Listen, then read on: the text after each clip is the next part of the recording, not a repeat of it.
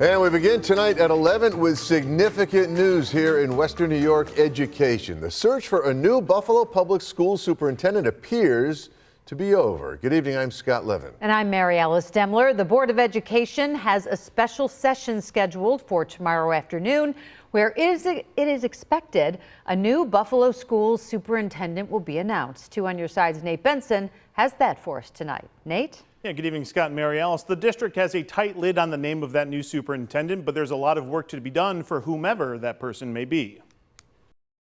On June 18th, the Board of Education and district employees gave a public farewell to Superintendent Dr. Tanja Williams-Knight. She retired at the end of June, first announcing those plans back in February. Dr. Williams-Knight held the role of superintendent since March of 2022, when her predecessor, Kreiner Cash, resigned after a vote of no confidence by the Buffalo Teachers Federation. Now, just 21 days since her retirement, the school board is expected to vote on the contract for a new superintendent. There's almost like a complete detachment between City Hall and teachers. You know, that's the problem. While the details of a new superintendent are being held tighter than a lobster roll recipe on Martha's Vineyard, Riverside High School teacher Mark Bruno knows what he wants to see from a new district leader. Go to schools and meet with the staffs at mandatory faculty meetings. So the whole staff is there and you talk to the teachers and other staff members.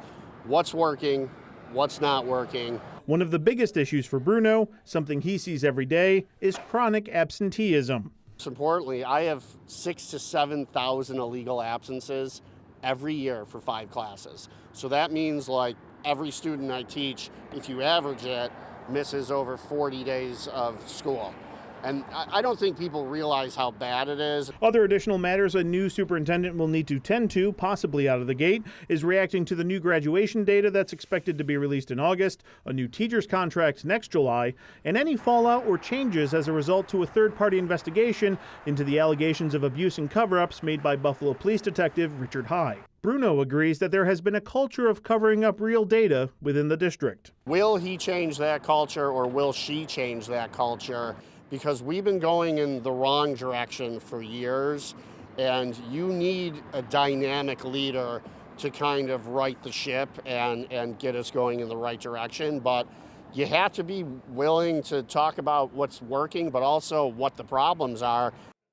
The Board of Education is expected to meet tomorrow afternoon at 3 for a special session. They will formally vote on the candidate and then make their announcement. We will, of course, be there to provide any latest information. On your side, Nate Benson, Channel 2 News.